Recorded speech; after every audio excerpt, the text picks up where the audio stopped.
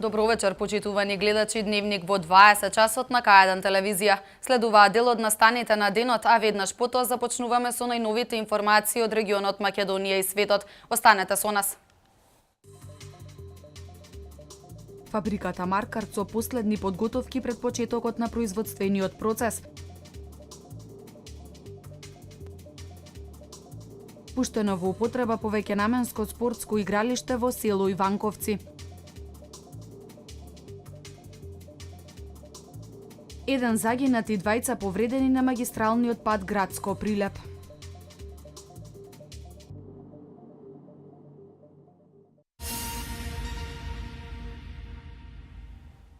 Повеќе од 100 вработени веќе се започнати со редовна работа во фабриката Маркарт во индустриската зона Караслари.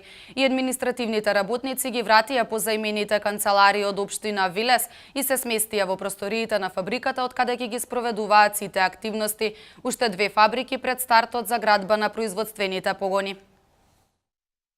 Фабриката Маркарт во индустриската зона Караслари со полна пареја работи на последните подготовки за официјалниот почеток на производствениот процес. Повеќе од 100 вработени веќе започнаа со редовна работа во фабриката. Маркарт вработува околу 600 лица, што значително влие врз економското заживување на градот.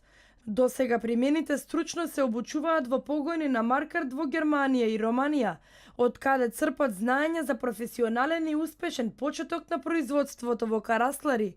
Административните работници веќе се сместија во просториите на фабриката. Оние простории ние што ги остапивме како општина на Маркарт компанијата привремено да им биде сместено раководството, ни ги вратија некња со допис со голема благодарност и се целокупната администрација се повлече во самата фабрика и оттаму веќе си ги тераат работите, односно си ги вршат сите активности што им се замислени со производствениот процес, со примањето на работници и со целокупното средување на фабричката околина. Интензивното отворање на работни места продолжува со изградба на уште неколку фабрики во индустриската зона Караслари. Германската фирма Јапоне, која ќе произведува медицински помагала, е во завршна фаза пред отпочнување на изградбата на фабриката. Треба во рок од 2 месеца да поднесат документација, да си платат комуналии и да почнат со градба. Меѓутоа може да видите одма пред Маркарт Хемомак пестициди веќе ги има поставено темелите, првите столбови се извлечени, така да очекуваме многу брзо да и тој процес да заврши и тој погон да биде направен. Вкупно 5 индустријски зони има во Велес. Речани 1 и 2 и Узус 1 и 2 се комплетно исполнети. Караслари е распродадена, а се работи и на развој на 6-та индустријска зона Мамутчево. Со оваа динамика Велес полека го враќа примотот на економски развиен индустријски град.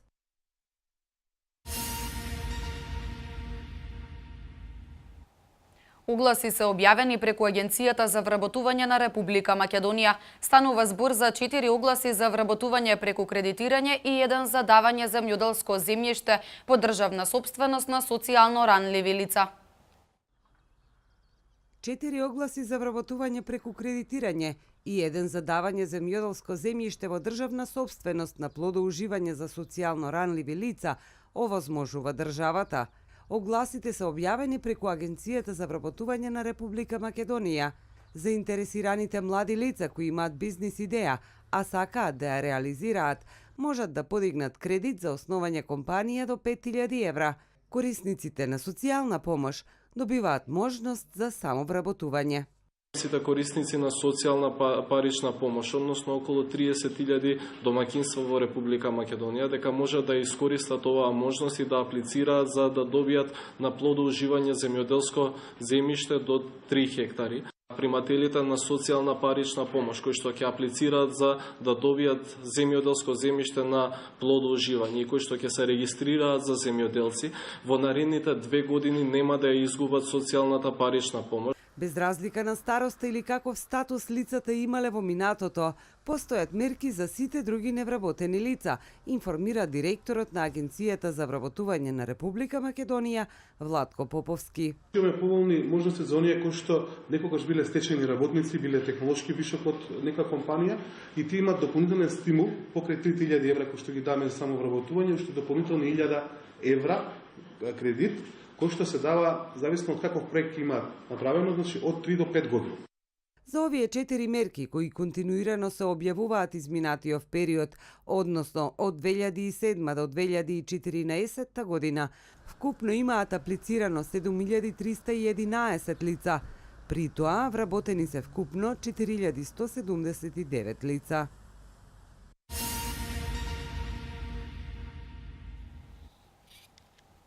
Повеќе од 8 месеци вработените во фабриката за шински возила Велес не се работно ангажирани, а за последните 3 месеци немаат земено плата. Вработените во фабриката велат дека имаат обезбедено материјал за работа. Во фабриката веќе неколку месеци стојат 30 вагони, но од Бирото за јавни набавки немаат дозвола за работа. Во моментов чекаат да се реши законската регулатива за да почне работниот процес. За денеска беше закажан штрајк кој посредбата што ја остварија со министерот за транспорт и врски Владо Мисајловски беше ставен во мирување. Имавме, после закажувањето на штрајкот, имавме повик од новиот министер за транспорт и врски, па остваривме средба со него, еве сега се враќам од Скопје, со обеќање дека ќе се заврши работа за 2 дена, ни кажа министерот да се стрпиме за 2 дена, да го ставиме штрајкот у мирување, дека ќе се изнајде решение и за неисплатените плати наши и за остварување правото за работа, усвари да почнеме да работиме. Ние веруваме и се уште мораме да веруваме зашто они се наши претпоставени, ова е државна фирма со државен 100% државен капитал и се надеваме дека ќе заврши се таа работа што ни обеќа, дека утре на седница на влада ќе биде истакнато нашето прашање и дека ќе се изнајдат решенија за околу проблемот со парите и работата.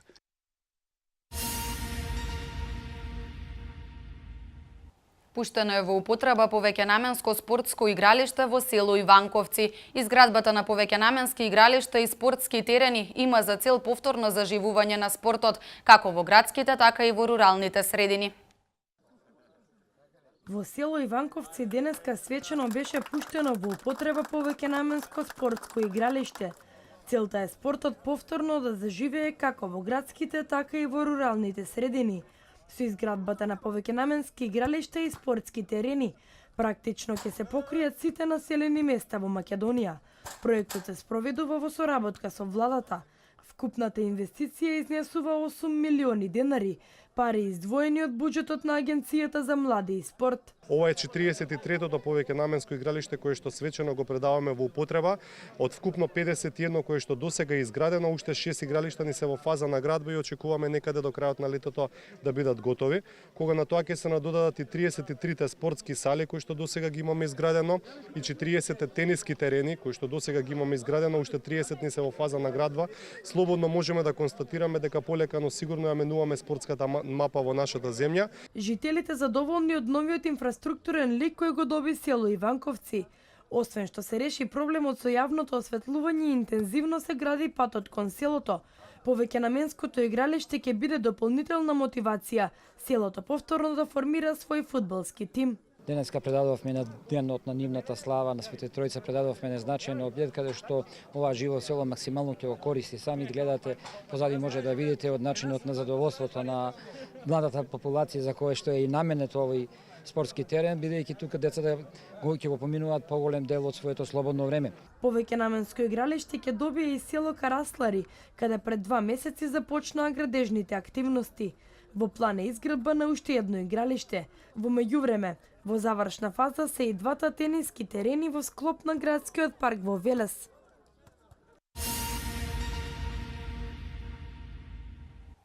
Преку платежни терминали македонските граѓани ќе добијат можност да ги избегнат долгите редици за плаќање сметки. Терминалите ќе бидат поставени на територијата на цела држава, а ќе бидат достапни за користење 24 часа 365 дена во годината.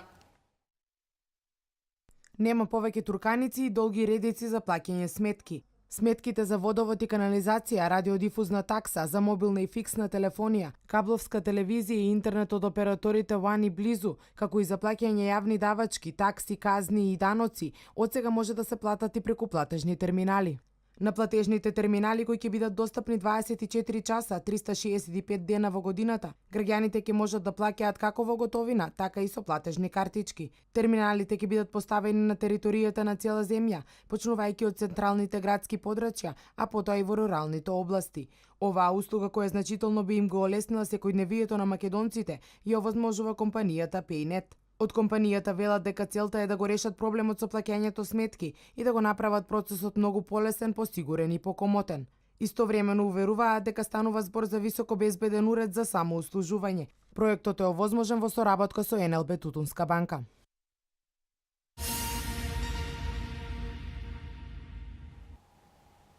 Засадените палми причина за реакција на СДСМ. Тие бараат од градоначалникот Чадиев да даде отчет за овој потек и да одговори колку средства се потрошени за истите.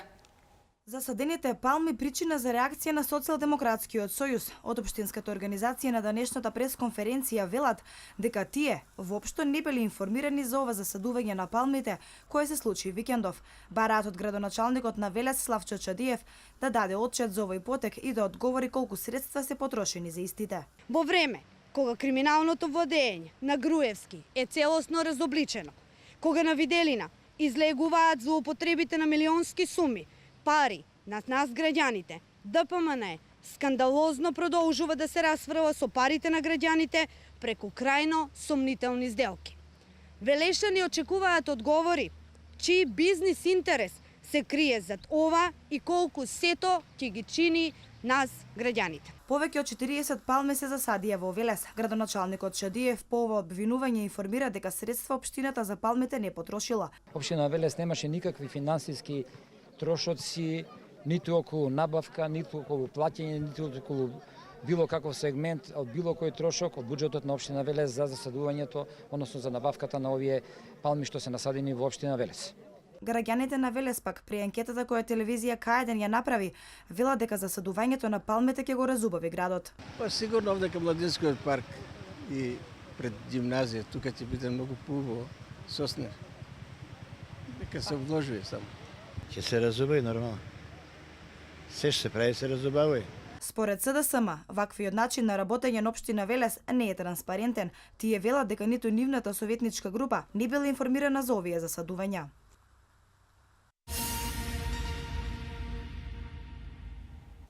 Уште една сообраќајна несреќа се случи синоќа на магистралниот пат Градско Прилеп.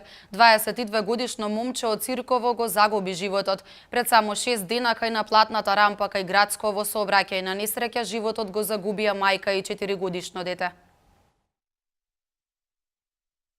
На магистралниот пат Градско Прилеп синоќа се случи тешка сообраќајна несреќа во која животот го загуби едно лице, а двајца се потешко повредени. Од засега непознати причини автомобил марка BMW удрил во метална заштитна ограда, изјави портпаролот на СВР Велес Анита Стојковска. Во сообраќајната несреќа возачот и двете лица со патници на возраст од 17 и 20 години, сите од село Сирково, се здобиле со тешки телесни повреди и истите се пренесени во ургентен центар Скопје. За жал, во ургентниот центар возачот на автомобилот, 22 годишниот Благоја Д, исто така од село Сирково, им подлегнал на повредите. Увид на лице место е извршен од страна на јавен обвинител и увидна полициска екипа од секторот за внатрешни работи и по наредба на јавен обвинител телото на починатиот ќе биде предадено на семејството.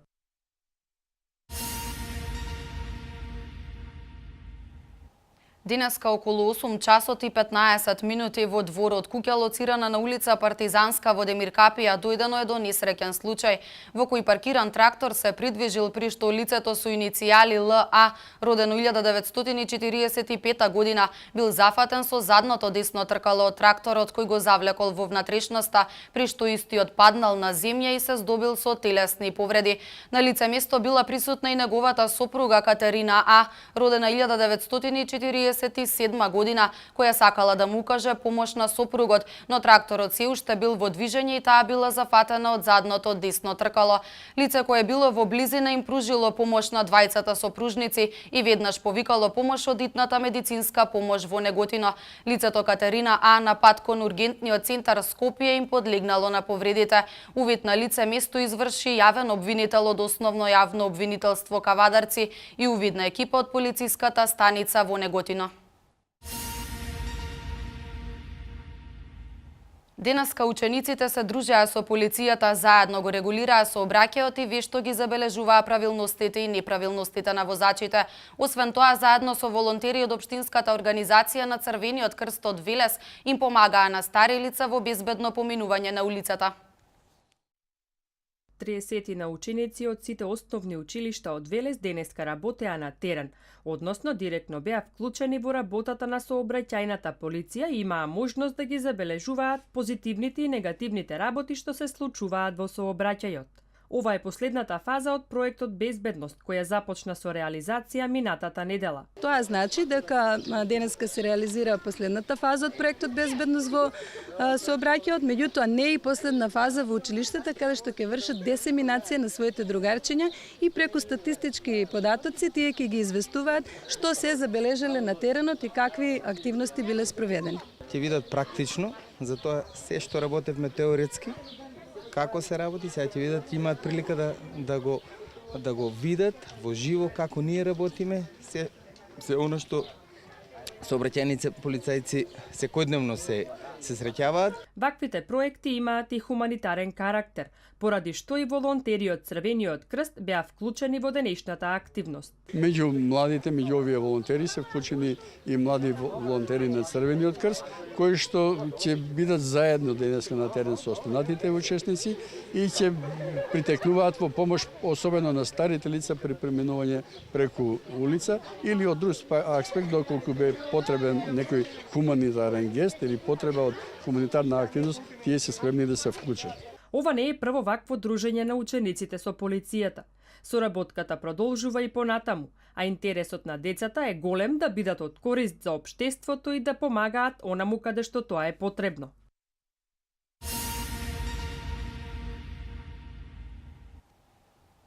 Во текот на една недела во Велес се регистрирано масовно труење на бездомни животни и напуштени домашни миленици. Од Сдруженијето Гласот на животните реагираат на овие појави, кои ги пријавиле и во полициската и во ветеринарната станица. На една од пријавите реагирала и велешката полиција. 30 на животни се отруени низ велешките улици во изминатава недела. Од Сдруженијето Гласот на животните реагираат на оваа појава. Оттаму велат дека на повеќе локации во градот е регистрирано труење на бездомни животни, но и на напуштени домашни миленици. Од Сдруженијето пријавиле и до надлежните, а најмногу реагираат поради тоа што масовните труења се случуваат во близина на училишта и паркови каде има движење на деца. На секој наше пријавување покрај тоа што животните беа жртви, побаравме да се излезе на терен бидејќи опасност да ги демне и децата кои најчесто се обидуваат да ги спасат животните и самите тие пробуваат да направат нешто за да преживеат тие животни.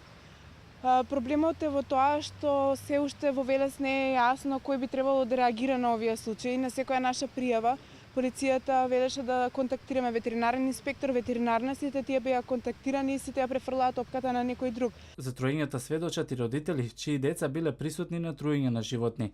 Таков настан се случил и во близина на основното општинско училиште Васил Главинов. Можете да замислите во каква опасност се тие деца. Тоа е многу силен отров. Животните умираат за многу кратко време. Што би се случило ако едно мало детенце го дофане? А стварно реонот е што многу мали дечиња си играат. Тоа е страшно да се гледа и за возрастен човек, а не па за мало дете. Мислам дека треба да се заангажираат надлежните служби многу повеќе со оглед на тоа ако на некого не му е грижа за животните или некој сака да се ослободи од нив ако им пречи, да помислат што се случува со малите деца во овој реон. и од СВР Велес потврдуваат дека реагирале на пријава за труење на животни. Значи, изминативе неколку денови имаме примено неколку пријави на случаи каде што е пријавено дека имаме труење на животни, домашни милиници. Во сите случаи е постапено согласно законската регулатива, превземени се сите мерки и се утврдуваат причините за настанатите појави. Сдруженијето Гласот на животните се повикуваат на Законот за заштита на животни.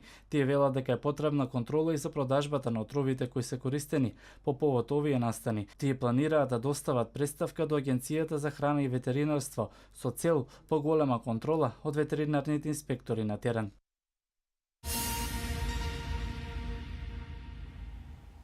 Заврши интернационалниот курс за спасители кој викендов се одржуваше на Велишкото езеро Младост. Вкупно 12 од 15 кандидати добија лиценца за спасители на отворени води. Курсот го организира Интернационалната организација за спасување Исла од САД и Велишкото здружение Македонски спасител.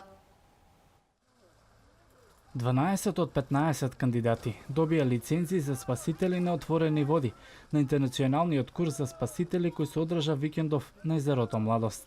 Двајца кандидати од Македонија и еден од Албанија не успеа да добијат зелено светло од Интернационалната спасувачка организација Исла од САД, која ги спроведе тродневните обуки. Домаќини и коорганизатори на курсот беа Велешкото здружение за спасување на вода и планина Македонски спасител. 6 инструктори од различни американски држави ја водеа обуката, кој покрај практичен имаше и теоретски дел. Ова беше втори интернационален курс за спасители во Македонија. Пред 2 години на истата локација лиценца за спасител добија вкупно 24 кандидати.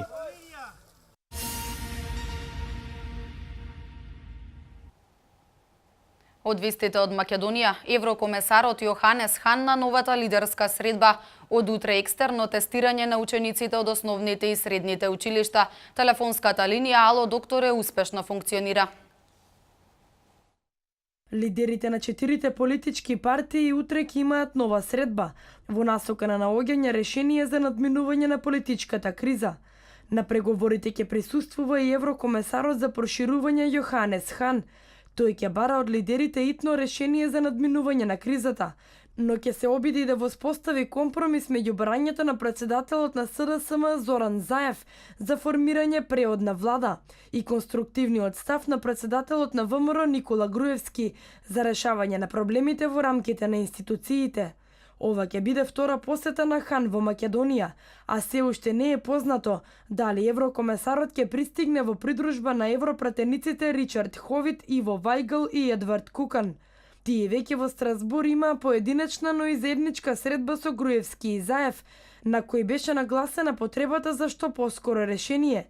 Европските представници неодамна изјавија дека очекуваат политичката криза да заврши пред летото и дека од нејзиниот исход ќе зависи каков ќе биде извештајот за напредокот на Македонија кој ќе биде објавен во октомври.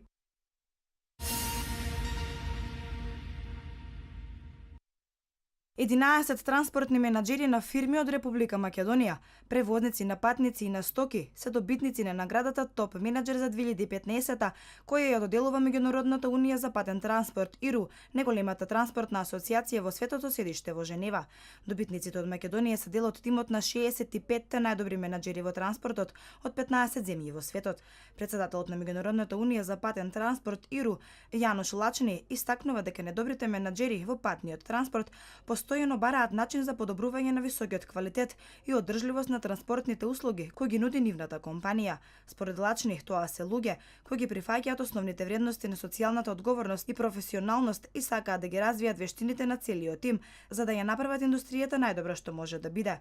Годишната награда Топ менаџер е доделена на транспортери и транспортни асоциации од Аргентина, Белорусија, Чешка, Естонија, Македонија, Германија, Казахстан, Литванија, Мексико, Молдавија, Мароко, Романија, Русија, Шпанија и Украина.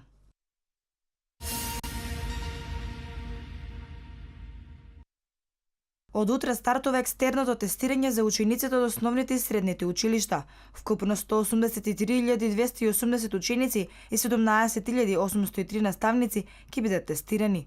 Учениците од 4-то одделение во основното образование до 3-та година средно Датумите за полагање може да ги погледнат на интернет страницата, соопшти од Министерството за образование и наука. Базенот на прашања се состои од вкупно 445.700 прашања на македонски, албански, турски и на српски јазик, по вкупно 7.560 предмети. За секој предмет се генерирани прашања во зависност од неговата застапеност во наставниот план, односно предмет застапен со 1 час неделно се генерирани 100 прашања, за предмет со 2 часа неделно 200 прашања, за предмет застапен со 3 часа неделно генерирани се 300 прашања. Тестирањето ќе се спроведува до крајот на учебната година, односно до 10 јуни.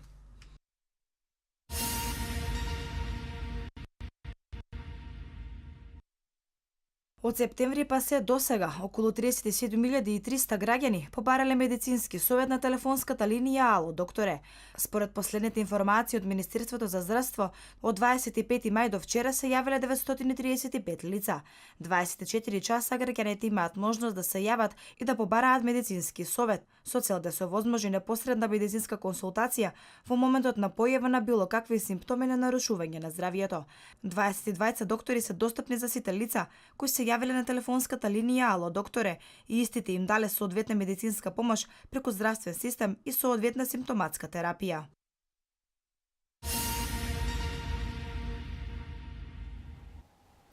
Исламската држава освои нови територии во Сирија. Брисел бара официјално објаснување од руските власти. Бојан Нанев ги има деталите. Припаници на джихадистичката група Исламска држава презедоа контрола врз нови територии во северниот дел на Сирија, во близина на границата со Турција.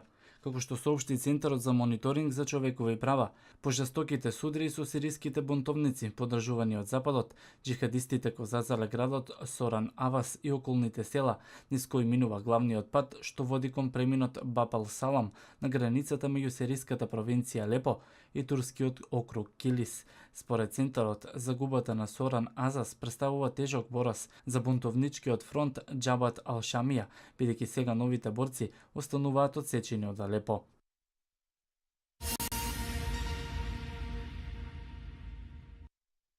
Одлуката на официјална Москва да забрани влез во Русија на 89 политичари, воени функционери и јавни личности од земјите членки на Европската унија предизвика лута реакција во Брисел, од каде порачуваат дека чекаат официјално објаснување од руските власти.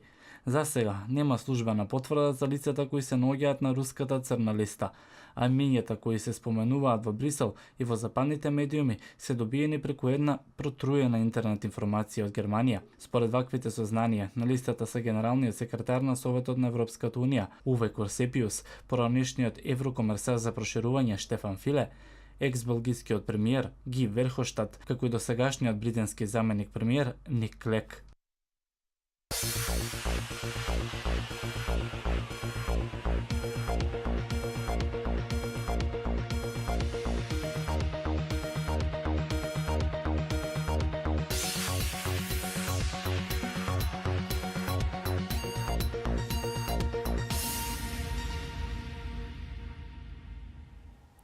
Тимот на ИМЗ-та Скопје аеродром поведе со 2:0 во финалната серија против Куманово. Баделки се закитија со двојна круна. Ракометарите на Вардари официјално се новите шампиони на Македонија. Домашен спорт. Со 2:0 во финалната серија против Куманово поведе тимот на ИМЗ-та Скопје, откако славеше на гости со резултатот 102:107 во продолжението. Сеа Чеховиќ постигна 23 поени, 12 скока и 7 асистенции, со што одигра феноменален надпревар на кој беше близу до трипл-дабл. Марко Симоновски постигна 21 поен, Данило Мијатовиќ имаше 19 поени и 8 скока, додека Александар Чапин постигна 16 поени и имаше 9 скока. Урош Луковиќ беше најдобар поединец од 20 поени и 10 скока во тимот на Куманово. Третиот надпревар од финалната серија помеѓу ИМЗ-та Скопје аеродром и Куманово ќе се одигра во спортскиот центар Јане Сандански во Скопје во вторник со почеток во 19 часот.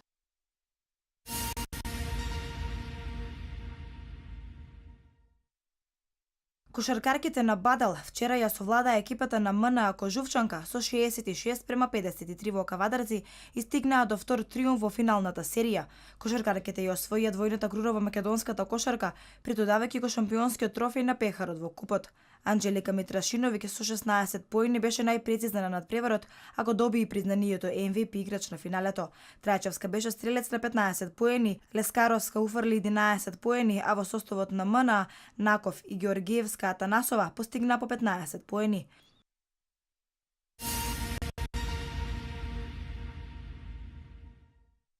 Ракометарите на Вардар и официјално се новите шампиони на Македонија. Со 28:26 вчера во салата на Автокоманда во предпоследното 9-то коло го совладаа Металург и го обезбедија трофеот.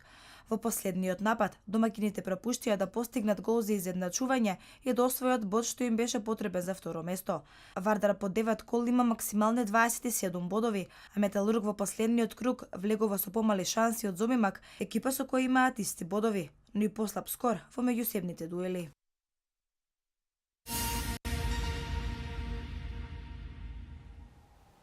Лазаров со Барселона до титула, Наполи без пласман во Лига на шампиони, Пандев слави титула со Галатасарај. Вестите од меѓународниот спорт во продолжение. Кирил Лазаров со македонското знаме прослави освоената титула во Лигата на шампионите. Барселона го совлада унгарски Веспрем со 28-23 на Final Four турнирот во Келн. На половина од вториот дел, унгарскиот тим дојде до -2, но немаше сили за пресврт. Лазаров поголем дел од надпреварот беше на клупа, поради повредата на стартот од финалето и не постигна гол. Лазаров не е најдобриот стрелец во Лига на шампиони, но за него оваа титула остварување на еден од најголемите сонови. Со ова му се оствари желбата на Лазаров да го освои трофеот кој му недостасуваше во неговата клубска кариера.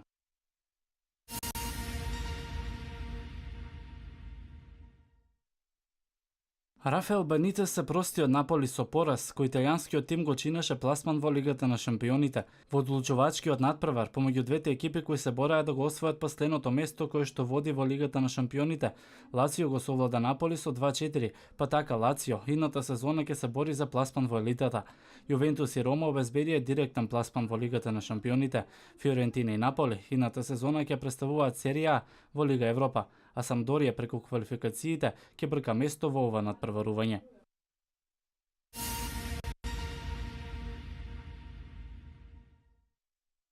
Екипата на Галатасарај на свечена церемонија на својот стадион ја прослави шампионската титула. Со ова и македонскиот интернационалец Горан Пандев може да се пофали дека станал шампион на Турција. Претходно недобриот македонски фудбалер има освоена шампионска титула во Италија и тоа со екипата на Интер во сезоната 2009-2010. Пандев на 3 јуни има можност со Галатасарај да освои двојната круна, бидејќи во финалето на Купот на Турција игра против Бурсаспор. По овој меч Пандев се враќа во Италија каде подпиша 2-годишен договор со тимот на Дженова.